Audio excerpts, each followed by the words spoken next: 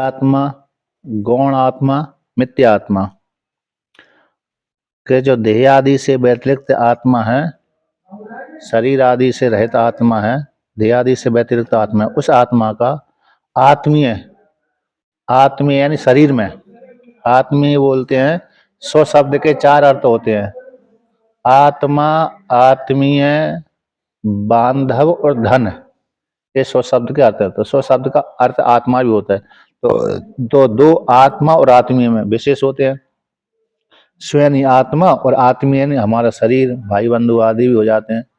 तो जैसे आत्मा किस देह आदि से व्यतिरिक्त है, ऐसा सिद्ध हो जाने पर अब उसी देह के साथ आत्मा का जो संबंध होता है, तो वो संबंध पूर्व पक्षी कहता है गौण मान लेना चाहिए, मुख्य नहीं मानना चाहिए। मुख्य संबंध है तो यानी मिथ्या है ना, मिथ्या संबंध यानी मुख्य, मिथ्या संबंध है, मुख्य रूप जो मिथ्या है उसको नहीं मानना चाहिए।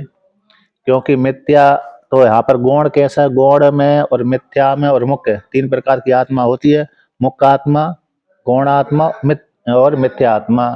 तो संबंध भी कैसा मान रहा है कि मुख्य न मान करके, मिथ्या न मान करके गौण मान लिया जाए। तो जो गौण में कैसा संबंध होता है, जहाँ पर दो वस्तु का स्पष्ट भेद हो, तो वहां पर गौण संबंध होता है। जैसे किसी शेर का, मतलब बालक का और अग्नि का स्पष्ट भेद ज्ञान होता है हमको, स्पष्ट है ना। बालक अलग रहता है, अग्नि अलग रहता है। तो किसी ने बोल दिया, व्यक्ति ने, कि बालक कौन है, अग्नि है। तो अग्नि का ज्ञान हमको स्पष्ट ही है कि अग्नि जलाती है ना, उसको स्पर्श करेंगे अग्नि को, हमको इस अग्नि जला देगी। किंतु बालक तो अग्नि के जैसा नहीं है, जला नहीं सकता।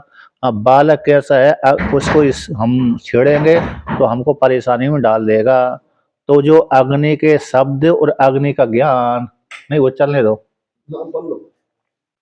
अग्नि का शब्द और अग्नि का ज्ञान, ये दोनों ज्ञान किसमें, आत्मा में आरोप कर दिए जाते हैं। तो इसको गौण है। तो यहाँ पर प्रसिद्ध प्रसिद्ध भेद हो रहा है, यानी जिसमें आरोप कर रहे हैं उसका भी ज्ञान हो रहा है, और जो आरोप वस्तु है उसका भी स्पष्ट ज्ञान है। बालक का भी स्पष्ट ज्ञान है, और जो आरोप जिस बालक में किया जा रहा है, जिस वस्तु का, वो उसका भी स्पष्ट ज्ञान है। तो ऐसा स्पष्ट, जहाँ पर दो वस्तु का पृथक पृथक स्पष्ट भेद ज्ञान होता है और आरोप कर दिया जाता है, उसको गौण बोलते हैं। और जहाँ पर मिथ्या, स्पष्ट भेद वस्तु, दो वस्तु का स्पष्ट भेद ज्ञान नहीं होता, उसको मिथ्या बोल देते हैं, क्योंकि ज्ञान के द्वारा उसका बाध हो जाता है। तो इसलिए हम शरीर में जो ज्ञान होता है, शरीर में जो आत्मतत्व बुद्धि होती है, वो भ्रम को लेकर के होती है, अज्ञानता को लेकर के, स्पष्ट भेद नहीं होता। स्पष्ट भेद हो जाए तो फिर व्यक्ति क्या करेगा कि आत्म शरीर में आत्मतत्व बुद्धि रखेगा ही नहीं। इसलिए इसलिए जो वहाँ पर जो ज्ञान, इस पर जहाँ पर दो वस्तु में स्पष्ट भेद ज्ञान होता है वहाँ पर गौण होता है, और जहाँ पर दो वस्तु में स्पष्ट भेद ज्ञान ना हो वहाँ पर मिथ्या ज्ञान हो जाता है। इसलिए ध्येय आदि में जो पूर्व पक्षी के अनुसार गौण मान रहा था, सिद्धांत कहता ना, ये गौण नहीं है बल्कि मिथ्या है। इन ध्येय आदि में जो आत्मा का संबंध होता है मिथ्या होता है, अविद्या को लेकर के। जब अविद्या की निवृत्ति हो जाती है तब जीव आत्मा जान जाता है कि मैं कैसा हूँ, मुक्त आत्मा हूँ और ध्येय आदि वाला नहीं हूँ, कर्ता भोक्ता नहीं, मैं तो मुक्त आत्मा हूँ, मिथ्या आत्मा नहीं हो। यानी मिथ्या आत्मा नहीं बल्कि मुख्य आत्मा हूँ, इस प्रकार से जान लेता है। अब उसी को आगे कहते, आपका वो टावर है ना, टावर है, आवाज समझ में नहीं आ रही।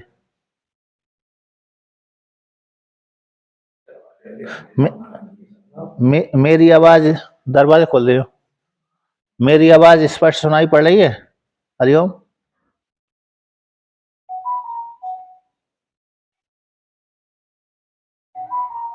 अच्छा अच्छा, सही। मेरी नहीं, इनकी निशिगंधा जी की आवाज नहीं आ रही स्पष्ट।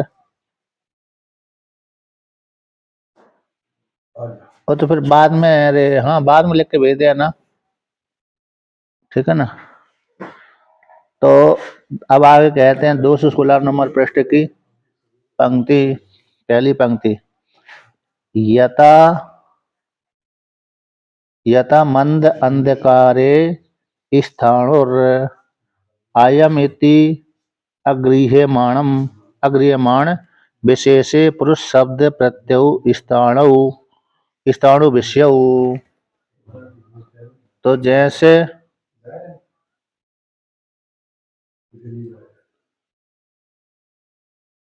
तो यहाँ पर कहते हैं जैसे मंद अंधकार में, इसमें मंद अंधकार में स्थाणु अयम स्थाणु इति इस प्रकार से गृहित न होने पर, है स्थाणु है इस प्रकार से गृहित न होने कारण स्थाणु विशेष का ज्ञान नहीं हो रहा। तो स्थाणु विशेष का जब ज्ञान नहीं हो रहा तो उसमें कौन सा ज्ञान हो जाता है? तो पुरुष शब्द और पुरुष का ज्ञान दोनों आरोप कर दिए जाते हैं। ये पुरुष शब्द और पुरुष प्रत्यय ज्ञान स्थाणु विषय में, स्थाणु के विषय में जब मंद अंधकार होता है स्थाणु में, स्थाणु का विशेष ज्ञान नहीं होता। जब विशेष ज्ञान न होने के कारण उस स्थाणु में ये पुरुष है और पुरुष शब्द का प्रयोग कर दिया जाता है और पुरुष प्रत्यय का भी प्रयोग कर दिया जाता है। इस प्रकार से तो मंद अंधकार में स्पष्ट यदि भान होता तो फिर वहां पर आरोप नहीं कर सकते थे। यदि आरोप करते थे तो फिर गौण वहां पर कौन सा होता? गौणी आत्मा का आरोप होता। जैसे हम पत्नी में आत्मा मानते हैं, पुरुष में हम अपने पुत्र में आत्मा मानते हैं।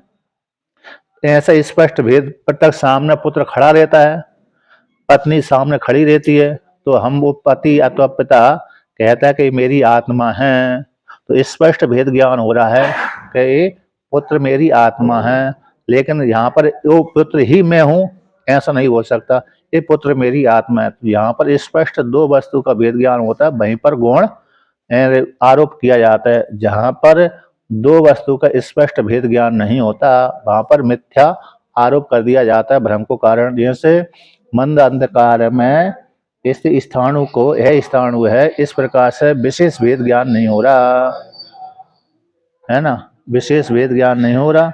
इसलिए विशेष भेद ज्ञान न होने के कारण वहां पर स्थाणु विषय में शब्द पुरुष शब्द और पुरुष प्रत्यय का ज्ञान कर दिया जाता है। दूसरा उदाहरण देते हैं, यथावा सुक्तिकायाम अकस्माद रजतम इति निश्चित शब्द प्रत्यय। जैसे कोई व्यक्ति गया कहाँ पर? नदी के किनारे। तो नदी के किनारे सुक्तिका पड़ी रहती है। तो नदी के किनारे जैसे गया तो वहां पर सुक्तिका को देखा, यानी सुक्तिका सीपी, सुक्तिका शब्द का तो सीपी होते हैं। तो वर्षा काल में अथवा अन्य काल में वो उत्पन्न होती हैं। एक हड्डी विशेष है, इसकी जीव की हड्डी विशेष है। जैसे शंख भी जीव का हड्डी विशेष ही है, जैसा हमारी हड्डी होती है। हमारी हड्डी थोड़ी भीतर रहती है, मांस के द्वारा ढकी रहती है, मांस और चर्म के द्वारा हमारी हड्डी ढकी रहती है। लेकिन कुछ जीवों की हड्डी भारी रहती है जिससे अंदर जीव बना रहता है, आवरण। तो जैसे शंख है, सीपी है, ये हड्डी है उनकी अस्थि, और उसके भीतर जीव बना रहता है, ये आप बाहर का आवरण है। हमारी जैसी खाल बाहर की आवरण होती है, उसी प्रकार से उन जीवों की आवरण कौन है? बाहर शंख आदि है। तो शंख है और सीपी है, ये बाहर का आवरण है उनका। तो सीपी में बाहर वाला तो खुरदुला रहता है, अंदर वाला कैसा रहेगा? चाकचिक रहेगा। अब सूर्य के साथ उसका संबंध हुआ तो सूर्य के साथ संबंध हो जाने से चिकना कैसे होया? चमकीली आई, चमक पड़ी। उस चमक को देख करके उसने विचार किया ये रजत है, तो रजत है, तो रजत का ज्ञान होगा, क्योंकि मन में रजत का लोभ बैठा हुआ था। यदि मन में रजत का लोभ ना बैठे अथवा बैठा हुआ अथवा ना भी बैठा हुआ हो, तो रजत का लोभ बैठा था। तो उसने चाकचिक को लेकर, क्योंकि भूतकाल में उसने रजत देखी थी, अपने घर में भी देखी हो चाहे बाजार में देखी हो, उस रजत को देख करके रजत का स्मरण वहां पर आ गया। किसमें? सादृश्य को लेकर के। यदि सादृश्य ना हो तो फिर ज्ञान भी ना हो। तो सादृश्य को लेकर के उस सीपी में नहीं ये नहीं चाहिए, और करिए मैंने कहीं कुछ और था, नहीं चाहिए, मेरे पी लिया मैंने। तो देखिए यहाँ पर कहते हैं उस सीपी में कहते शब्द किसका? रजत शब्द का और रजत प्रत्यय का, ये दोनों का आरोप कर दिया जाता है। तो पहला दृष्टांत हो गया स्थाणु, दूसरा दृष्टांत दे दिया सीपी में, सुक्तिका में। अब और आगे कहते हैं उसी प्रकार से तद्वत दृष्टांत को दाष्टांत में घटाते उसी प्रकार से देहादि संगाते अहम इति निरुपचारेण शब्द प्रत्यय आत्मनः आत्म आत्मा अनात्मा विवेकेन उत्पद्यमानौ कथम गौणौ शक्यं वदितुम। तो जैसे स्थाणु में मंद अंधकार में पुरुष बुद्धि कर दिया जाता है, जैसे सुक्तिका में भ्रम दोष के कारण थोड़ा दूर देश में होने से, किसमें दूर देश में, और अचानक से रजत का ज्ञान उसमें हो जाता है, चांदी का ज्ञान हो जाता है। रजत है चांदी, सुक्तिका में सीपी में रजत का आरोप हो जाता है, चांदी का आरोप कर दिया जाता है भ्रम के कारण। तो उसी प्रकार से देहादि संगात में स्थूल शरीर में, देहादि आदि शब्द से सूक्ष्म शरीर आ गया, तो इस सूक्ष्म शरीर और स्थूल शरीर में आत्मा का आरोप कर दिया जाता है। तो देहादि संगात में हम इति मैं हूँ, मैं आत्मा हूँ, देवदत्त यज्ञदत्त हूँ, उपचार से रहित, विशेष ज्ञान से रहित, निरुपचार यानी भ्रम के कारण, शब्द प्रत्यय, शब्द और शब्द का प्रत्ययन ज्ञान दोनों आत्मा और अनात्मा का विवेक न होने से।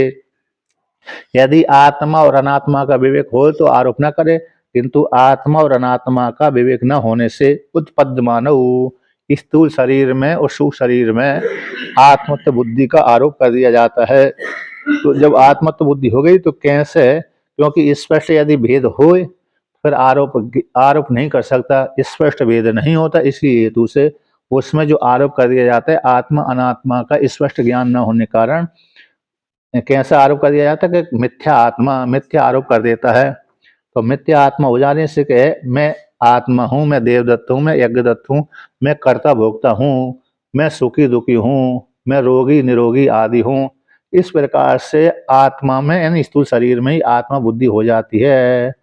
तो वहां पर जो आत्मा बुद्धि हुई है गौण कैसे हो सकती है, क्योंकि स्पष्ट भेद ज्ञान नहीं हो रहा, आत्मा का और अनात्मा का, मुख्य आत्मा का और स्थूल शरीर का भेद ज्ञान नहीं हो रहा, इसलिए वहां पर जो आरोप किया गया भ्रम को लेकर के, अज्ञान को लेकर के, वो कैसा मिथ्या ही है, गौण नहीं है।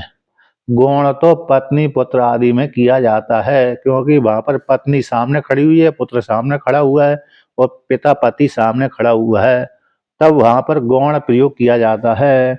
इसलिए कतम गौण शक्ति वर्धित हूँ, इसलिए कैसे इसमें शरीर में गौण प्रयोग कर सकते हैं। अतः शरीर आदि में तो कैसा होता है, मिथ्या ही आरोप किया जाता है भ्रम को लेकर के, स्पष्ट भेद ज्ञान न होने के कारण। उसी को और आगे कहते हैं निरुपचार यानी गौण ज्ञान बिना। निरुपचार शब्द का अर्थ की यहाँ पर टीका में गौण ज्ञान के बिना, तीसरी पंक्ति में है, टीका में 216 नंबर पृष्ठ की तीसरी पंक्ति में, निरुपचारण यानी गुण गुण ज्ञान बिना, गुण ज्ञान में गौण ज्ञान के बिना, इस प्रकार से। अब उसी को और आगे कहते हैं, क्या कहते हैं, ध्येयादि है ना, तो आत्मा आत्मा अनात्म विवेकी नाम, आत्मा अनात्म विवेकी नाम अपि पंडिता नाम अजा अभिपाला नाम इव अभिव्यक्तौ शब्द प्रत्यय भवतः। जैसे कोई आप पूर्व पक्षी कहे कि भाई देखो जिसने आत्मा और अनात्मा का भेद ज्ञान कर लिया वो भी तो इस प्रकार से आरोप कर देते हैं। तो ठीक है कि वहां पर जो कौन, जैसे आत्मा का और अनात्मा का विवेक करने वाले व्यक्ति भी, ऐसे पंडितों भी, और जो अजा का पालन करने वाले, अजय यानी बकरी बकरा, अभी यानी भेड़, अभी यानी भेड़, तो अभी यानी अभी और अजा दोनों का, आदि का, तो अभी अजा आदि जो भेड़ बकरी आदि हैं, पशु आदि हैं, गाय भैंस आदि हैं, इनका पालन करने वाले भी, तो कहते हैं विविक्त स्थूल शरीर, यद्यपि पंडितों ने पहले से जान लिया है आत्मा को, आत्मा और अनात्मा को उनको स्पष्ट ज्ञान है, ज्ञान होने के पश्चात भी जब शब्द और प्रत्यय का प्रयोग करते हैं तब अविवेक के कारण ही करते हैं। कैसे करते हैं, मैं देवदत्त हूँ, मैं खा रहा हूँ पी रहा हूँ, वहां पर स्पष्ट भेद ज्ञान नहीं होता। जब वो व्यवहार करते हैं जैसे अजा का पालन करने वाले पशु चराने वाले व्यक्ति, तो उनको तो आत्मा और अनात्मा का भेद ज्ञान नहीं होता, तो बिना ज्ञान के ही वो प्रयोग कर देते, मैं खा रहा हूँ, पी रहा हूँ, चल रहा हूँ, सुन रहा हूँ। उसी प्रकार से जो विद्वान हैं, ब्रह्मवेत्ता भी है अथवा शास्त्रीय ज्ञानी हैं, जो भी है, उनको आत्मा का और अनात्मा का भेद ज्ञान होता है। भेद ज्ञान होता है, ये आत्मा है, ये अनात्मा है। ऐसा ज्ञान होने पर भी वो भी जब प्रयोग करते हैं व्यवहार में, तो वो उस काल में उनको स्पष्ट भेद ज्ञान नहीं रहता कि आत्मा अलग है, अनात्मा अलग है। तो इसलिए सीधा सीधा बोलते हैं, मैं खा रहा हूँ, मैं पी रहा हूँ। ये शब्द और शब्द का प्रत्यय प्रयोग हो जाते हैं, है ना। शब्द और शब्द के प्रत्यय दोनों ही प्रयोग कर देते हैं। यदि प्रयोग करेंगे नहीं तो व्यवहार उत्पन्न होगा ही नहीं। क्या नहीं होगा? व्यवहार बनेगा ही नहीं। व्यवहार चलाने के लिए वहां पर इस प्रकार से अविद्या को स्वीकार करते हैं। जब चिंतन करता है विद्वान कि मैं आत्मा हूँ और ये शरीर अनात्मा है, तब फिर इस प्रकार से व्यवहार फिर प्रयोग नहीं कर सकता। तब तो पृथक ही जानता है कि मैं असंग कूटस्थ परमात्मा हूँ, इस स्थूल शरीर मेरी आत्मा नहीं है बल्कि मिथ्या है। यानी शरीर में कल्पना, भ्रम के कारण कल्पना की गई है। इसलिए जहाँ भी विद्वान हो, चाहे पशु चराने वाला व्यक्ति है, जब भी शब्द और प्रत्यय का प्रयोग करता है तब अविवेक पूर्वक ही करता है उस काल में। इसलिए पंचदशी में अभी मुख्य हम और गौण हम, जब आत्मा का चिंतन करता है तब व्यक्ति वहां पर गौण हम का प्रयोग होता है। जब व्यक्ति व्यवहार करता है तो मुख्य हम को लेकर के, चिदाभास को लेकर के, साक्षी को लेकर के, स्थूल शरीर को लेकर के जब प्रयोग किया जाता है, तीनों को, त्रिपुटी को लेकर के, तब ही मुख्य हम होता है। और जब समाधि आदि को लेकर के जब प्रयोग किए जाते हैं हम, तो गौण कहलाता है। ऐसा पंचदशी में आया है। तो आगे वर्णन करते हैं।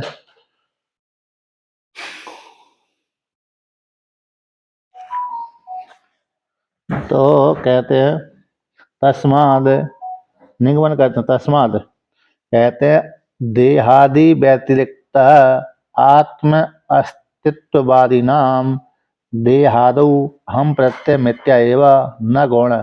इसलिए निगमन करते हैं, पूर्व सिद्धांति निगमन करता है कि देहादि से व्यतिरिक्त, स्थूल शरीर, सूक्ष्म शरीर से, कारण शरीर से व्यतिरिक्त आत्मा को अस्तित्व रूप से स्वीकार करने वाले, यानी आत्मा तीनों शरीरों से पृथक है, ऐसा मानने वाले, ऐसा जानने वाले जो वेदांती हैं, वो देह आदि में जो हम प्रत्यय स्वीकार किया जाता है, देह आदि से व्यतिरिक्त आत्मा को अस्तित्व रूप से स्वीकार करने वाले जो वादी होते हैं वेदांती, वो देह आदि में जो हम प्रत्यय किया जाता है वो गो मिथ्या ही है। कैसे होता है? मिथ्या के कारण ही देह आदि में हम प्रत्यय होता है, गौण नहीं है। गौण तो कहाँ पर होता है? जहाँ पर स्पष्ट भेद ज्ञान होता है। जहाँ पर स्पष्ट भेद नहीं ज्ञान होता, ब्रह्मवेत्ता भी जब हम प्रत्यय, मिथ्या प्रत्यय का प्रयोग करते हैं, वहाँ भी स्पष्ट उस काल में भेद नहीं होता है, भेद का ज्ञान नहीं होता, बल्कि वहाँ पर अभेद को लेकर, त्रिपुटी को लेकर के प्रयोग कर दिया जाता है।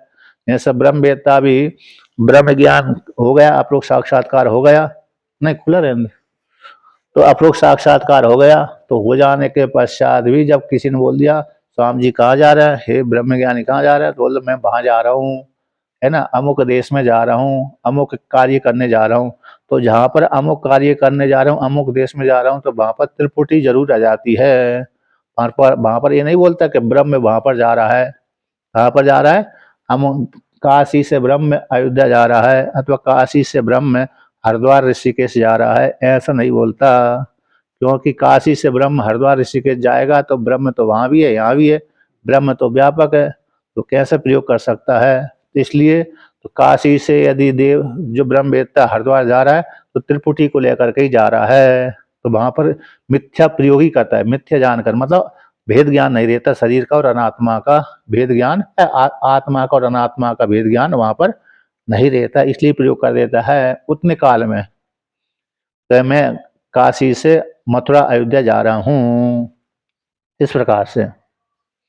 अब आगे कहते हैं इसलिए जहां पर स्पष्ट वेद ज्ञान होता है वहां पर प्रयोग करेगा तो गौण ही होगा। जैसे पिता पुत्र को कहता है ये मेरी आत्मा है, क्योंकि पुत्र मर जाता है तो पिता कहता है कभी कभी मैं तो बर्बाद हो गया, नष्ट हो गया, मैं तो मर गया, है ना, ऐसे बोलता है, क्योंकि सारा कार्य पुत्र ही करता था, इसलिए सारा उसके बिना पिता भी कुछ नहीं था, ऐसा मानता है। इसलिए वो कह देता पिता पुत्र के मर जाने पर मेरा तो अतो दाहिना हाथ टूट गया, तो मैं ही बर्बाद हो गया, मर गया, ऐसा बोल देता है।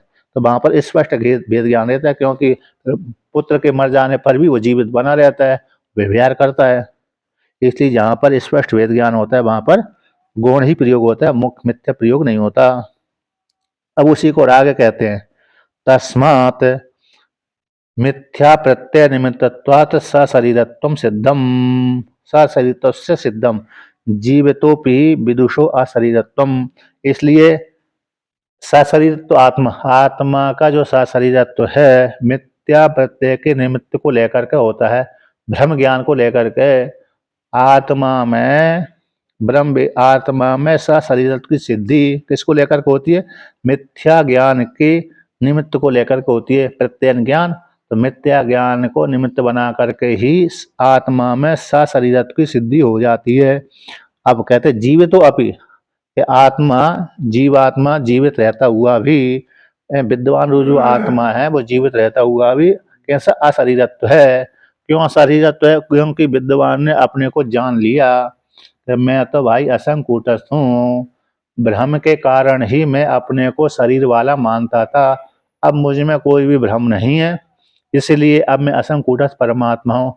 जो भी शोक और दुख मेरे में उत्पन्न होते हैं वो तो अंतःकरण के धर्म हैं, मुझ आत्मा के नहीं है। और जो जन्म और मरण होता है वो स्थूल शरीर का ही होता है, अन्न का परिणाम है। माता पिता ने अन्न खाया, उससे रजवीर्य बना, उससे मेरा शरीर बना था, इसलिए वो अन्न के द्वारा पुष्ट हुआ था। और जब अन्न के द्वारा पुष्ट हुआ था, अन्न के द्वारा पैदा हुआ था, अन्न के द्वारा पुष्ट होता है, जब अन्न खाना बंद हो जाता है तो नष्ट हो जाता है, फिर वो शरीर भी अन्न में जाकर के मिल जाता है। कौन सा अन्न में मिलता है? कि इस पृथ्वी में, पृथ्वी रूप अन्न में जाकर के मिल जाता है। इसलिए स्थूल शरीर का मरण होता है, स्थूल शरीर का ही जन्म होता है। और सुख और दुख भी मन के धर्म है, और भूख और प्यास से ये प्राण के धर्म है, आत्मा के बिल्कुल भी नहीं है। इसलिए विद्वान अपनी आत्मा को षड उर्मियों से रहते जानता है। षड उर्मियों, भूख प्यास, जन्म मरण और सुख दुख, और 5 कोशों से अपने को पृथक मानता है। अन्नमय कोश, प्राणमय कोश, मनोमय कोश, विज्ञानमय कोश, आनंदमय कोश, इनसे रहित अपने को मानता है। इस प्रकार से ऐसा विद्वान जानता है उस काल में जीवित रहता हुआ भी कैसा वो अशरीरत्व है, यानी ब्रह्म ही है। और सशरीर तो तभी मिथ्या ही आरोप कर लेता है। सशरीरत्व तो कैसे होता है? भ्रम को लेकर के। अब उसका भ्रम निवृत्त हो गया, विद्वान का षडुर्मियों के भीतर आते हैं काम क्रोध सुख दुख आदि, अंतःकरण के धर्म है वो। अब कहते हैं इसी विद्वान जीवित रहता हुआ कैसे अशरीरत्व है। अब उसी को कहते हैं तथा चा, उसी प्रकार से देह देह में आत्मवादी तू परमा, यहाँ पर कहते हैं देह आदि, देह में आत्मवादियों की जो परमा है वो अभिमान को लेकर के होती है, भ्रम ज्ञान को लेकर के है। देह आदि में जो परमा यानी ज्ञान हो रहा है वो अभिमान को, मिथ्या अभिमान को लेकर के होती है। जब मिथ्या अभिमान, मिथ्या जो ज्ञान निकल गया है, झूठा ज्ञान जो निकल जाता है, तब कोई भी व्यक्ति शरीर में आत्मा बुद्धि नहीं करता, बल्कि काम चलाऊ सरकार, एक काम चलाने के लिए शरीर है, बाकी बल्कि ये शरीर आत्मा नहीं है। इस प्रकार से वो मानता है। तत् कहते ऐसे मानते नहीं, श्रुति भी इसमें प्रमाण है, श्रुति भी उसमें प्रमाण देती है यहाँ पर। तथा ब्रह्म विद विषय श्रुति, ब्रह्म वेदता को विषय करने वाली श्रुति है। जैसे प्रकार से न्याय के माध्यम से सिद्ध किया, उसी प्रकार श्रुति भी प्रमाणित करती है। ब्रह्म वेदता के बात को पुष्ट करने के लिए श्रुति भी कहती है। तो क्या कहती है? तो देखिए, जब जीवात्मा अपने शरीर में अहंकार करना त्याग कर देता है, अहंकार भाव नहीं रहता, तो शरीर रहता हुआ भी, वो उसका शरीर के भीतर रहता हुआ भी व्यक्ति वहां पर अपने को अशरीरी मानता है। जैसे घर में जैसे किसी दूसरे व्यक्ति ने मकान का निर्माण करवाया, तो जिसने मकान का निर्माण कराया धन संपत्ति लगाई, उसकी जमीन भी थी, तो निर्माण जमीन भी उसी की थी, धन संपत्ति भी उसी की लगा, सब कुछ उसी का लगा, तो उसका तो अभिमान रहेगा। किंतु उसी व्यक्ति ने दूसरे को किराए पर रख दिया। अब किराएदार जो रहता है उसका उस घर में कोई भी ममता नहीं रहती, चाहे वो नष्ट हो जाए चाहे बना रहे, वो कहता है मेरा ये घर ही नहीं है। मैं तो वो व्यक्ति वहां पर उसमें उपभोग तो करता है शरीर उस मकान का, लेकिन उसका उपभोग करता हुआ भी उसका टूट जाने पर, नष्ट भ्रष्ट हो जाने पर उसको कोई लगाव नहीं रहता, क्योंकि उसका उसमें अभिमान है ही नहीं है। वो जानता है जब कभी आएगा घर का मालिक मेरे को निकाल देगा, इसलिए उसने ममता करता ही नहीं है। तो उसी प्रकार से जिस विद्वान ने जान लिया एक घर ही, ये जो शरीर है वो किराए का घर है, तो जब कभी भी कोई आएगा ईश्वर निकाल सकता है, मतलब प्रारब्ध भोग समाप्त हो जाएगा, निकल जाएगा, तो मैं इस किराए के घर में क्यों अभिमान करूं।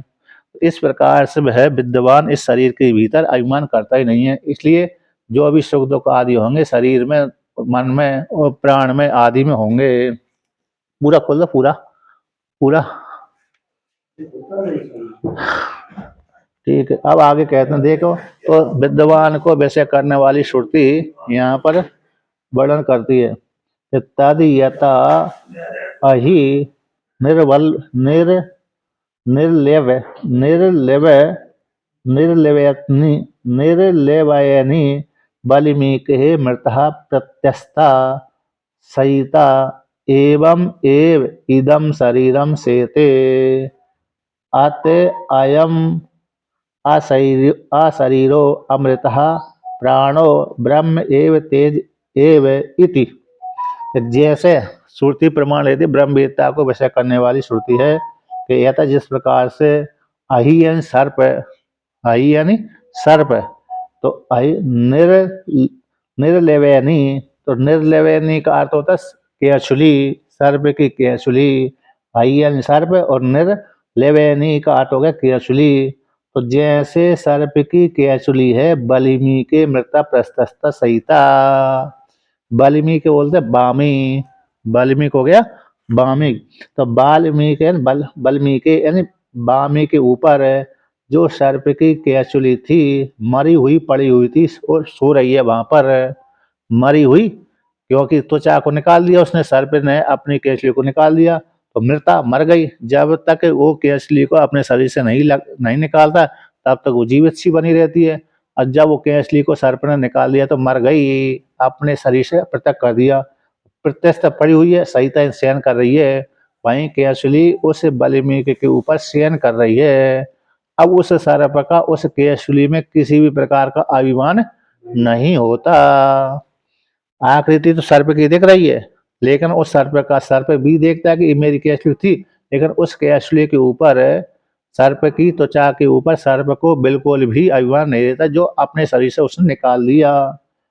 ये दृष्टांत हो गया, दृष्टांत को दाष्टान्त में घटाते उसी प्रकार से, एवं उसी प्रकार से इदम शरीरम सेते, यह जो शरीर भी है उसी प्रकार से पड़ा रहता है विद्वान का। विद्वान उस शरीर से अपने को पृथक सिद्ध कर लेता है, कहते इस शरीर से मैं पृथक हूँ, मैं शरीर वाला नहीं हूँ, बल्कि मैं ही शरीर नहीं हूँ, बल्कि शरीर से मैं पृथक हूँ। मात्र शरीर मेरे को विव्यार चलाने के लिए है और कुछ दूसरे कार्य के लिए बिल्कुल भी नहीं है। इसलिए तो ऐसा शरीर भी उसी प्रकार से पड़ा रहता है, जैसे सर्प की केचुली पड़ी रहती है, सर्प ने जब त्याग दिया तो पड़ी रहती है मरी हुई, उसी प्रकार से विद्वान का शरीर भी सेते यानी पड़ा रहता है। अच्छा, वहां पर शरीर शरीर शब्द लेना, आपकी पुस्तक में शरीर ही लिखा होगा शरीर, तो वहां पर आगे शरीरम कर लेना, रम और लिख लेना, तो आ जाएगा शरीरम। ठीक है ना। तो जहां पर 217 नंबर पृष्ठ की जो पंक्ति है दूसरी में, बल्मीकि मृता प्रत्यस्ता सहिता एवं एव इदम सरी सेते ऐसे लिखा होगा, तो वहां पर रकार छूट गया, रम, तो रम और लिख लेना तो अर्थ हो जाएगा शरीरम, है ना। तो नहीं तो फिर गलत हो रहा, तो शरीरम ऐसा जो शरीर विद्यमान का शरीर भी उसी प्रकार से बल्मीक के ऊपर जैसा सर्प की केचुली पड़ी रहती है उसी प्रकार से विद्वान का शरीर पड़ा रहता है। सिंह स्वप्न धातु है, सेने अर्थ में सोए रहता है, पड़ा रहता है।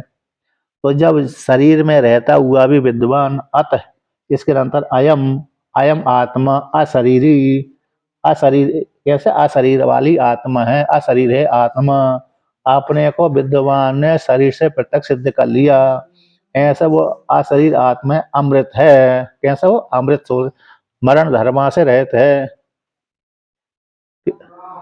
हैं?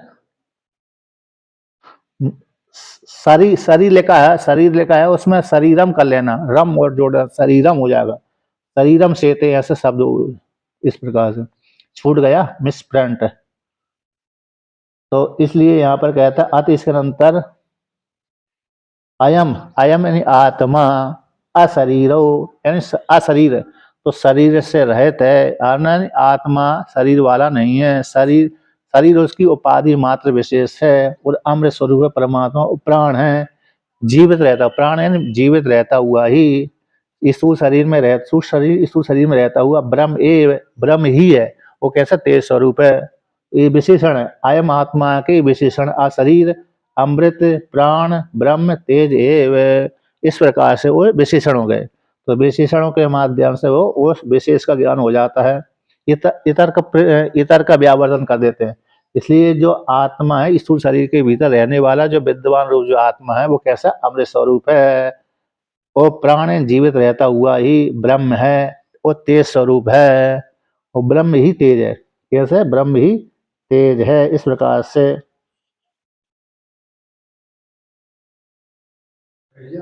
देख। इसमें जो टीका में आया था, टीका में दूसरी पंक्ति आई थी, तो जीवन मुक्त के तत्र जीवन मुक्त के देह में इस प्रकार दृष्टांत दिया गया, अहि निर्लेवनी इन सर्पत्वक बल्मिक आदि में प्रत्यस्त निक्षिप्ता, बल्मिक आदि के ऊपर पड़ी हुई है और मरी हुई पड़ी है, सर्प के द्वारा त्यक्त अभिमान वाली है, सर्प के द्वारा त्यक्त अभिमान वाली पड़ी रहती है। इसी प्रकार दृष्टांत हो गया, उसी प्रकार से इदम यह शरीर है विद्वान के द्वारा त्यक्त अभिमान, जो विद्वान ने उस शरीर में अभिमान का त्याग कर दिया, ऐसा शरीर पड़ा हुआ रहता है, अवस्थित रहता है। यद्यपि विद्वान शरीर के भीतर रह रहा है, विद्वान शरीर के भीतर रहने पर भी उस विद्वान का शरीर के ऊपर अभिमान बिल्कुल भी नहीं है, चाहे वो विद्वान का शरीर गोरा हो, चाहे विद्वान का शरीर काला हो, लेकिन उस विद्वान का अपने शरीर के ऊपर बिल्कुल भी अभिमान नहीं है। अभिमान न होने कारण तो बहुत से विद्वान तो शरीर के प्रति रोग आदि भी पैदा हो जाते, तो इलाज वैद्य के पास में जाते भी नहीं है। बहुत से तो मेरे शिष्यों के आग्रह से चले जाते हैं, शिष्य जबरदस्ती कर देते हैं, तो विद्वान वैद्य के पास चला जाता है, नहीं तो शिष्य आग्रह नहीं करते तो नहीं भी जाता है। जैसे रामकृष्ण परमहंस, जब तक मेरे विवेकानंद आदि ने शिष्यों ने आग्रह नहीं किया तब तक काली के पास में गए ही नहीं थे। जब उन्होंने आग्रह किया तभी काली के पास में गए, तो मेरे शिष्य ऐसे बोल रहे हैं, है ना। इसलिए क्योंकि क्यों नहीं गए, क्यों स्वयं पद कर नहीं गए, क्योंकि विद्वान का अपने शरीर के ऊपर अभिमान रहता ही नहीं है। इसलिए वो विद्वान कभी भी अभिमान न होने कारण कभी रोग के लिए वैद्य के पास चले जाते हैं निवृत्ति करने के लिए, कभी नहीं भी जाते, दोनों प्रकार से हो सकता है। इसलिए विद्वान का शरीर ऐसा ही पड़ा रहता है, क्योंकि विद्वान ने अपने शरीर के ऊपर अभिमान का त्याग कर दिया। इसलिए विद्वान जीवित रहता हुआ भी अशरीरी है। उसी त्वचा, जैसे त्वचा के निर्मुक्त सर्प जैसा अवस्थित रहता है, त्वचा से निर्मुक्त यानी जो केसुली से निर्मुक्त जो सर्प जैसा रहता, अरे उसका जो उस त्वचा के ऊपर, फेंकी हुई त्वचा के ऊपर अभिमान रहता नहीं रहता, त्वचा फेंकी हुई निकाली हुई त्वचा के ऊपर अभिमान जिस प्रकार से नहीं रहता, है ना, उसी प्रकार से इस विद्वान का भी शरीर के ऊपर अभिमान बिल्कुल भी नहीं रहता। ये दृष्टांत हो गया। इस प्रकार से यहाँ पर वर्णन कर दिया। विद्वान का देह में सर्प रूप, सर्प की त्वचा के समान अभिमान का अभाव, जो अभिमान का अभाव हो जाने से अशरीर होने से अमृता है, प्राण धारण करता हुआ भी अमृत है, जीवित रहता हुआ ब्रह्म है, जीवित रहता हुआ भी कैसा ब्रह्म है। किम तद ब्रह्म, वो तेज है। यहाँ पर वर्णन किया ब्रह्म क्या, तेज है, स्वयं ज्योति स्वरूप आनंद स्वरूप है, ऐसा वर्णन कर दिया। आगे टीका में उस प्रकार से और व्याख्यान आया है कि जीवित रहता हुआ जैसे सर्प ने अपने त्वचा के ऊपर अभिमान नहीं करता, उसी प्रकार विद्वान भी अभिमान का अभाव हो जाने से अमृत ही है, प्राणन करता हुआ भी, चेष्टा करता हुआ भी, जीवित रहता हुआ भी वह ब्रह्म ही है। और ब्रह्म क्या है वो, तो श्रुति का व्याख्यान किया, वो स्वयं ज्योति तेज है, स्वयं ज्योति है, यानी आनंद स्वरूपी है। ये श्रुति का व्याख्यान टीका में कर दिया। अब उसी को भाष्य में और वे कहते हैं। भाष्य में, तो भाष्य में कहाँ कहते हैं, 217 नंबर पृष्ठ पे ही भाष्य में तीसरी पंक्ति, तो सा चक्षुर अचक्षुर इवा, सकर्णो अकर्ण इव, सवाग अवाग इव, समन अमन इव, सप्राणो अप्राण एव इति, इव इव इव इति च। तो यहाँ पर कहते हैं यद्यपि आत्मा चक्षु से रहित है, अचक्षु वाला होता हुआ भी चक्षु वाला हो जाता है उपाधि को लेकर के। आत्मा असंग कूटस्थ परमात्मा है, निर्वयव है, किंतु शरीर रूप उपाधि के कारण है, शरीर रूप उपाधि कारण उस विद्वान रूप आत्मा को, ब्रह्म को हम कहते हैं आत्मा विद्वान चक्षु वाला है, लेकिन उसमें किसी भी प्रकार का चक्षु नहीं है, तो बिना चक्षु को ही देखता है, चक्षु ना होता हुआ भी चक्षु वाला हो जाता है। और वो देखता कैसे है विद्वान ब्रह्म रूप जो आत्मा है, किस प्रकार से देखता है कि प्राणियों के भीतर अवस्थित रह करके इंद्रियों के माध्यम से देखता है। स्वयं में तो चक्षु नहीं है, किंतु जीवों में जो चक्षु ग्रहण कर लिए उसी के माध्यम से देखता है। एक श्रुति कहती है अपाणी पादो जवनो गीता, बिना हाथ पैर के आत्मा ग्रहण करता है और चलता है। बिनु पग चलहि सुनई बिनु काना, कर बिनु कर्म करहि विधि नाना, आनन कानन सकल रस भोगी, बिनु बाड़ी बढ़ता बढ़ जोगी। इसी, हाँ, आनंद रहित सकल रस होगी। ये श्वेतास्तर उपनिषद की जो श्रुति है उसी का व्याख्यान तुलसीकृत रामायण में है। श्वेतास्तर उपनिषद की श्रुति कौन सी है, अपाणिपादो जवनो गृहीता, इसी श्रुति का व्याख्यान है। बिनु पग चलई सुनई बिनु काना। तो इसलिए तो वहां पर जैसे बिना हाथ पैर का होता हुआ भी ग्रहण कर लेता, उसी प्रकार से बिना चक्षु वाला होता हुआ वही चक्षु वाला हो जाता है ना। अचक्षुर इव, चक्षु वाला नहीं है फिर भी चक्षु के जैसा दिखता है। अकर्ण इव, अकर्ण के समान होता हुआ, बिना कान वाला होता हुआ भी कान जैसा हो जाता है, बिना बाघ वाला होता हुआ बाघ वाला हो जाता है, बिना मन वाला होता हुआ ही मन वाला हो जाता है। क्यों, उपाधि को लेकर के। बिना प्राण वाला होता हुआ, बिना चेष्टा वाला होता हुआ प्राण वाला हो जाता है। इस प्रकार से तो उपाधि को लेकर के, उपाधि से रहता आत्मा में न चक्षु है, न कर्ण है, न वाक है, न मन है, न प्राण है, किसी भी नहीं। कहते इतना ही अकेले नहीं, श्रुति अकेली विद्वान के विषय में वो नहीं कराती। विद्वान के विषय में श्रुति अकेली प्रमाण नहीं बल्कि स्मृति प्रमाण है। तो कौन सी स्मृति है कि गीता का उदाहरण दिया भगवान भास्कर ने, स्मृति अपि स्थित प्रज्ञस्य का भाषा इत्यादि इति आध्या स्थित प्रज्ञ लक्षणानि अचक्षाणा विदुषा सर्व प्रवृत्ति असंबंधम दर्शयति। कहते हैं कि श्रुति ही अकेले ब्रह्मवेत्ता के विषय में प्रमाण नहीं है, यानी ब्रह्मवेत्ता स्थूल शरीर में रहता हुआ भी कैसा अशरीरी है, इसमें श्रुति अकेले प्रमाण नहीं है बल्कि स्मृति प्रमाण है कि जिस स्थित प्रज्ञस्य, आत्मा में स्थित है प्रज्ञा जिसकी, आत्मा से इतर दूसरे को देखता ही नहीं विद्वान जो, आत्मा मेरा स्वरूप ब्रह्म है, अतः असंग कूटस्थ परमात्मा है, ऐसा स्वरूप है जिसका, ऐसा ब्रह्मवेत्ता का। तो उस ब्रह्मवेत्ता व्यक्ति का भाषा किस प्रकार से व्यवहार करता है, किस प्रकार से बोलता है, भादीप्त भाषण व्याख्यान करने अर्थ में, कथन करने अर्थ में, तो जिसकी आत्मा में ही दृष्टि लगी हुई है, आत्मा से तो दूसरे को देखता ही नहीं है, चाहे वो स्त्री हो चाहे वो पुरुष हो। जिससे को ज्ञान हो गया, चाहे बालक के रूप में ज्ञान हो गया हो, चाहे जवान के रूप में हो गया हो, चाहे बूढ़े वृद्धावस्था में ज्ञान हो गया हो, चाहे वो स्त्री हो चाहे पुरुष हो, ऐसा ब्रह्मवेत्ता विदुषी अथवा विदुषा, ऐसे जब ब्रह्म ज्ञान हो गया है तब उसको ज्ञान होने के पश्चात, आत्मस्वरूप का ज्ञान होने के पश्चात किस प्रकार से व्यवहार करता है, किस प्रकार से बोलता है, किस प्रकार से बैठता है, किस प्रकार से चलता है, ऐसा लक्षण आया। तो यहाँ पर गीता का वाक्य इत्यादि, तो स्थित प्रज्ञा के लक्षण है, स्थित प्रज्ञा वाले यानी आत्मा में दृष्टि टिकी हुई ऐसे ब्रह्मवेत्ता की जो लक्षणानी है, लक्षण है, चिन्हानी, लक्षण बोलते हैं चिन्ह। किसी भी वस्तु को पहचानने के लिए कोई ना कोई चिन्ह जरूर होते हैं, उस चिन्हों के माध्यम से उसका वस्तु का ज्ञान हो जाता है। जैसे गाय कहेंगे, गाय तो सामान्य वाक हो गया, लेकिन उसका चिन्ह क्या है? शासनादि मत्वम गोत्वम। जिस पशु के नीचे गले में गलकंड लंबी खाल लटकती रहे उसको गाय कहेंगे, क्योंकि वो चिन्ह इन अतर दूसरे पशु को व्यावर्तन कर देते हैं, हटा देते हैं। दूसरे पशु में लंबी खाल नहीं लटकती, इसलिए लंबी खाल दूसरे पशु न लटकने के कारण जो शेर है, अन्य गर्दभ आदि है, उसको व्यावर्तन कर देते हैं, हटा देते हैं। इसको गाय नहीं कह सकते, बल्कि जिसके गले में लंबी खाल लटकती है उसी को गाय कहते हैं। तो शासनादि मत्तम गोत्तम, उसी प्रकार से ऐसे लक्षण जिसमें पाए जाते हैं, है ना, तो उसको ब्रह्मवेत्ता कहते हैं इत्यादि। तो ब्रह्मवेत्ता के यही लक्षण है। तो ऐसे असंग कूटस्थ रहते, अहंकार के भाव से रहित रहता है, अहंकार ना हो, किसी प्रकार कहीं पर भी आसक्ति ना हो, और अपनी आत्मा से तर्क का ज्ञान ना हो उसको विद्वान कहते हैं।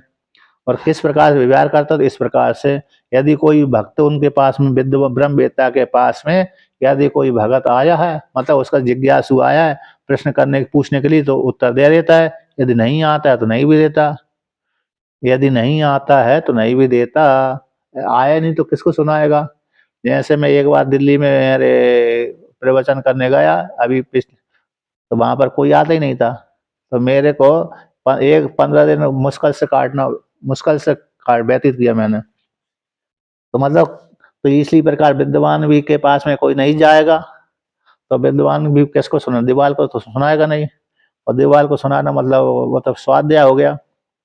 इस प्रकार से यदि गया तो विद्वान उसको व्याख्यान कर देता है, सुना देता है, नहीं गया तो नहीं। तो इसलिए विद्वान के जो लक्षण है गीता में आए हैं, अचक्षाणानि कथनम, चक्षिण चक्षिण व्याख्यान धातु है, तो चक्षिण व्याख्यान धातु से चक्षाणा बन जाता है। तो आचक्षाणा, असमता चक्षाणा, इस प्रकार से गीता में स्पष्ट विद्वान के लक्षणों का वर्णन किया गया।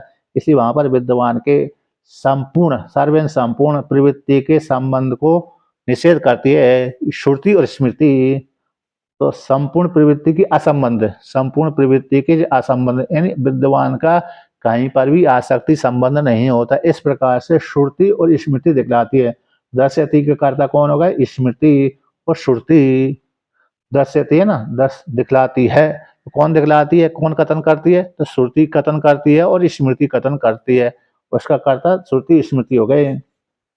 इस प्रकार से अब उसी को और आगे कहते हैं कि जब तक ब्रह्म ज्ञान नहीं हुआ तब तक संसार बना रहता है, उसी को लेकर कहते हैं तस्मात् न अवगत ब्रह्मात्म भावस्यता पूर्वम संसारितम।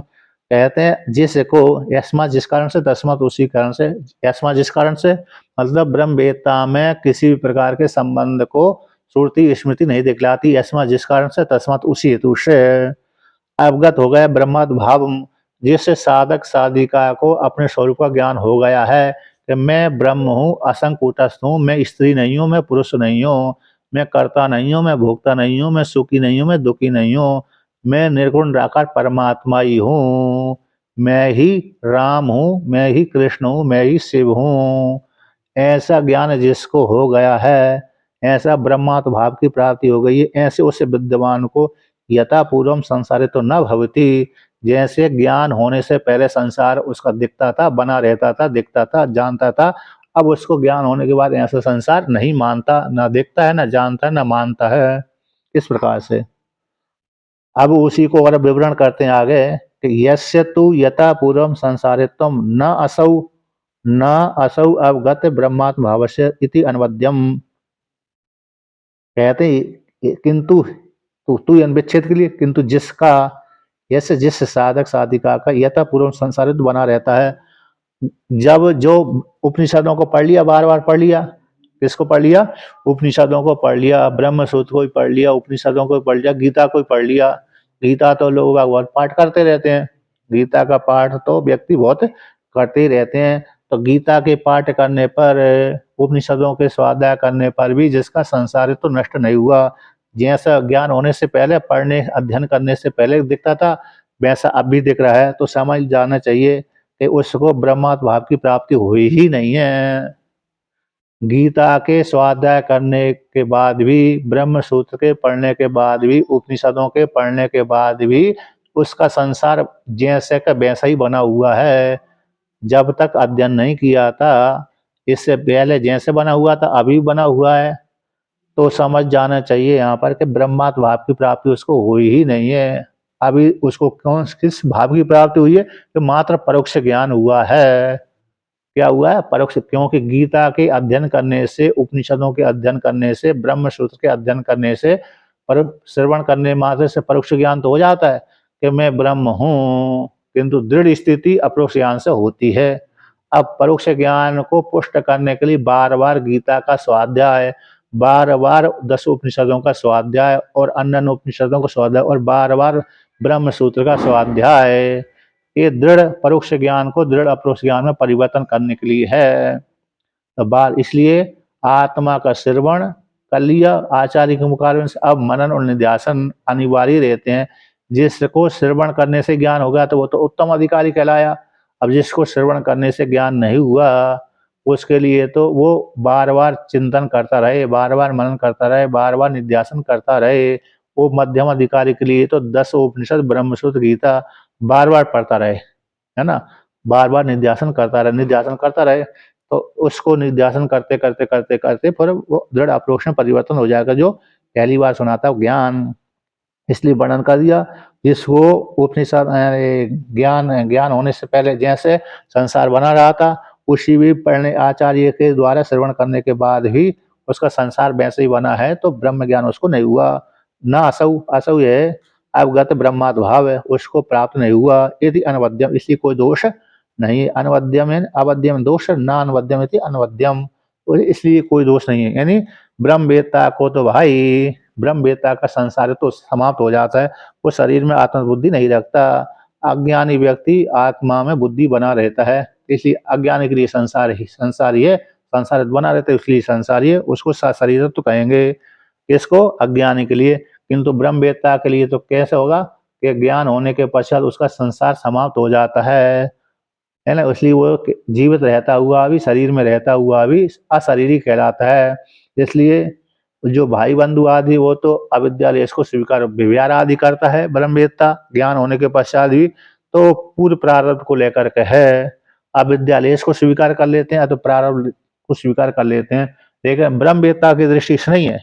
वो दूसरों को उपदेश करने के लिए दूसरे व्यक्तियों की दृष्टि से ही कहा गया है शास्त्र में दूसरे की दृष्टि के लिए ही कहा गया है कि ब्रह्मवेत्ता प्रारब्ध का भोग भोगता है। ब्रह्मवेत्ता में अविद्यालेश रहती है, ये अज्ञानियों की दृष्टि से शास्त्र ने आरोप मात्र कर दिया।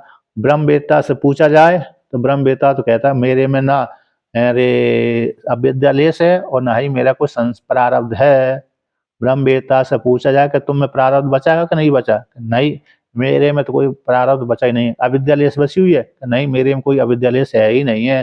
तो ब्रह्मवेत्ता अपने मुखारबिंद से ऐसे बोलता है, किंतु शास्त्र ने आरोप कर दिया कि दूर अज्ञानों की दृष्टि के कारण है, इस प्रकार से। इसलिए जिसको ज्ञान नहीं होता है, नहीं हुआ, उसको संसार बना रहता है, जिसको ज्ञान हो गया उसका संसार नहीं बना रहता। और ब्रह्मवेत्ता जीवन मुक्त अवस्था में विचरण करता है, ज्ञान होने के बाद उसका संसार तो नहीं रहता, इसलिए जीवित रहता हुआ भी जीवात्मा कैसा अशरीरी कहलाता है। इसलिए तो जो शरीर में आत्मत बुद्धि होती है वो मिथ्या होती है, गौण नहीं होती। कौन सी होती है? शरीर में जो आत्मत बुद्धि हुई है भ्रम के कारण वो मिथ्या होती है, गौण नहीं होती है। इस प्रकार से गौण आत्मा, मिथ्यात्मा, मुक्त आत्मा, ये 3 आत्मा का वर्णन किया था। तो मुक्त आत्मा तो मुक्त आत्मा है, और शरीर में जो आत्म बुद्धि है वो मिथ्या है, गौण नहीं है। मिथ्या गौण तो कहाँ स्वीकार करते? पत्नी पुत्र आदि में, भाई बंधु आदि में, इष्ट मित्र आदि में। अब यहाँ पर पुनः कहते हैं, क्या कहते हैं भाई कि ननु यत पुनर् उक्तम श्रवणात् पराचीनयोर मनन निध्यासनयोर दर्शनात् विधि शेषत्वम ब्रह्मणो नह स्वरूप पर्यवसायित्वम इति।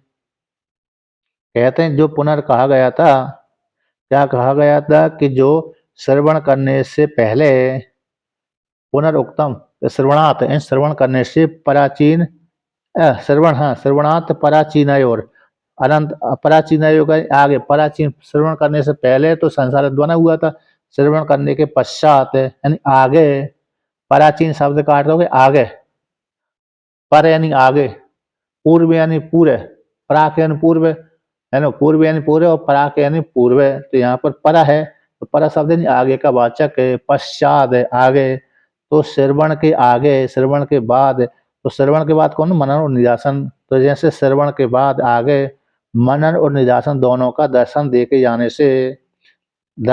जाने से ब्रह्म को विधि शेष मान लिया जाए, क्योंकि आत्मा व अरे द्रष्टव्य श्रोतव्यो मंतव्यो निध्यासितव्य। तो आत्मा जानने योग्य है, तो किस प्रकार जाने, आचार्य के मुखारबिंद से श्रवण करें, तो श्रवण कर लिया हमने भाई, तो श्रवण के पश्चात श्रुति कहती मंतव्यो और निध्यासितव्य।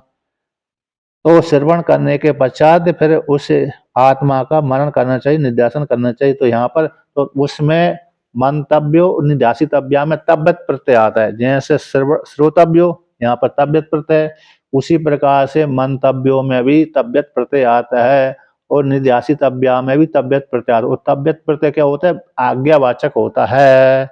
जैसे स्वर्ग कामो यजेता, स्वर्ग की इच्छा करने वाले व्यक्ति को यजन करना चाहिए, तो वहां पर विधि वाक्य आता है। जैसे आज्ञा परक तीन तीन वाक्य होते हैं, एक विधि लिंग होता है, एक लोट लकार होता है और एक तब्यत प्रत्यय होता है, यानी कृत प्रत्यय होते हैं। तब्यत में कृत प्रत्यय, कृत प्रत्यय एक प्रक्रिया है, व्याकरण में प्रक्रिया ग्रंथ है, प्रकरण वो है प्रक्रिया नहीं, प्रक्रिया होती है तो प्रकरण। तो प्रकरण मतलब यहाँ पर जैसे व्याकरण में आएंगे तो भुवादि प्रकरण, अदादि प्रकरण और तनादि प्रकरण, ज्योति प्रकरण, एक एक धातु को लेकर, उसी प्रकार से वहां पर कृदंत प्रकरण आएगा, कृत प्रकरण आएगा। तो कृत शब्द से आता कृत प्रकरण, उसमें तो 4-5 प्रत्यय आते हैं, वो आज्ञात्म होते हैं। कौन से, तब्यत अनियर, तब्यत अनियर और यत इत्यादि और कृत्य, ये प्रत्यय होते हैं वहां पर जो आज्ञा के वाचक होते हैं। तुम भाई ये कार्य करो, जैसे पिता अपने पुत्र को आज्ञा देता है, हे पुत्र तू ऐसा कार्य कर, तो पुत्र अपने पिता की आज्ञा मान करके वह कार्य करता है। तो वहां पर आज्ञा जो स्वीकार किया जाता है तो दिया जाता है, तो वो कैसे लगाया जाता है उसको, आज्ञा देने वाला तो लेने वाला लग जाता है उसमें। उसी प्रकार से विधि लोट लकार भी, तुम यदि तुमको स्वर्ग चाहिए, स्वर्ग को सुख चाहिए, तुम ये कार्य करो, यदि नहीं चाहिए तो मत करो। इसलिए वहां पर आज्ञा हो गई। लोट लकार कैसे, ब्रह्म तुम विद्धि, ब्रह्म को तुम जानो, ब्रह्म तुम विद्धि, तो वहां पर लोट लकार है, तुम ये कार्य करो, तुम्हारा एक कल्याण, जैसे आशीर्वाद देते ना। प्रणाम जय।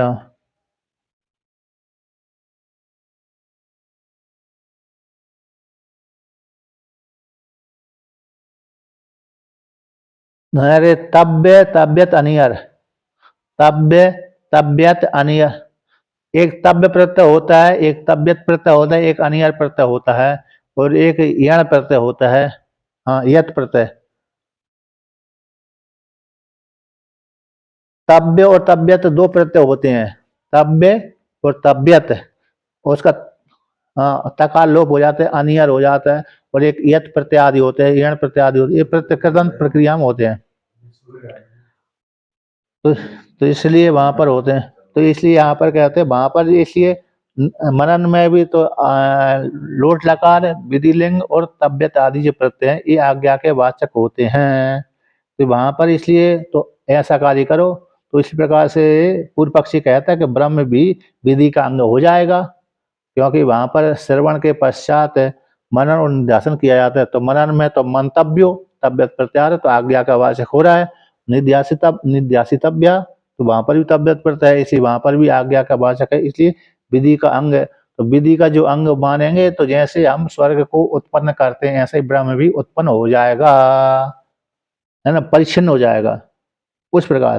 तो कहते हैं ना स्वरूप पर्यवसाय तुम, इस स्वरूप का पर्यवसान नहीं होगा, किसी ऐसा कहो ना, ऐसी बात नहीं है, ऐसी बात सिद्धांत खंडन करते हैं, ऐसी बात नहीं है। जो विधि के अंग, ब्रह्म में विधि के अंग हो जाने से वे स्वरूप को पर्यवसान वाले वाक्य नहीं है, इति चेत ऐसा कहो तो ना, सिद्धांत खंडन करते हैं, ऐसी बात नहीं। श्रवण बत तद अवगति अतत्वात मनन निधिध्यासन हो, जैसे श्रवण ज्ञान का वाचक होता है, उसी प्रकार से जैसे श्रवण आत्मा का बोध कराने वाला होता है, उसी प्रकार से बात है ना, ईव श्रवण के समान। तद तद अवगति अतत्वात, तद अवगति तद यानी आत्मा के अवगति वाले होते हैं कौन? मनन और निध्यासन। मनन और निध्यासन भी आत्मा के स्वरूप को बोध कराने वाले होते हैं। नियम विधि के लिए कहीं मंतव्य और निध्यासितव्या में नियम विधि स्वीकार किया है कि तुम भाई जगत के विषय में ऐसे चिंतन कर रहे थे, ऐसा चिंतन मत कर, बल्कि ऐसा चिंतन करो। तो जैसे श्रवण ज्ञान का हेतु होता है, आत्मा की वस्तु बोध कराने वाला होता है, श्रवण के समान ही मैं ब्रह्म हूँ, इस प्रकार की अवगति वाले होते हैं कौन? मनन और निध्यास। मनन और निध्यासन, ना कि अरे विधि के अंग। विधि तो है, विधि तो दिखती तो है, लेकिन विधि जैसी विधि नहीं है, एंड विधि के जैसी विधि है। ईव जैसे चंद्र ईव मुखी, किसी ने कह दिया ये स्त्री कैसी है? चंद्रमुख वाली, चंद्रमुखी है ये स्त्री। अब चंद्रमुखी है ये स्त्री, अरे चंद्रमा थोड़ी है ये, चंद्रमा की जैसी दिख रही है। चंद्रमा दूर से देखता है, चंद्रमा को हम दूर से देखते हैं तो बड़ा सुंदर दिखता है, उसी प्रकार से इस स्त्री में सौंदर्य भरा हुआ है, लेकिन चंद्रमा तो नहीं है। चंद्रमा की उपमा यदि देते तो चंद्रमा ही हो जाना चाहिए थी, तो उपमा देने की जरूरत नहीं है, लेकिन चंद्रमा की उपमा उस स्त्री में दे दिया कि चंद्र मुखी, ये चंद्रमा के जैसे सुंदर वाली है, चंद्रमा के जैसी सुंदर वाली है, बल्कि चंद्रमा नहीं है। यदि चंद्रमा की उपमा देते तो उपमा बन ही नहीं सकती थी उसकी। इसलिए यहाँ पर भी जैसे चंद्र मुखी में उसका स्त्री के सौंदर्य को लेकर के चंद्रमा की उपमा दे देते हैं, उसी प्रकार से यहाँ पर मंतव्य निध्यासितव्या में विधि न होकर के विधि के जैसी छाया वाली वाक्य है इसमें, बल्कि ज्ञानी है ये, स्वरूप का प्रतिपादन कर रहे हैं। इसलिए यहाँ पर कहा जैसे श्रवण स्वरूप का बोध कराता है, आत्मा के स्वरूप का बोध करा देते हैं कि आत्मा असंकुटस्थ परमात्मा है, उसी प्रकार से तद अवगति वाले यानी आत्मा की अभिगति वाले हैं कौन? ये दोनों वाक्य, मनन और निध्यासन दोनों वाक्य भी आत्मा के स्वरूप को बोध कराने वाले हैं। इस प्रकार से वर्णन किया, ठीक है ना। अब आगे का पाठ पर कल ही चलाई हुआ।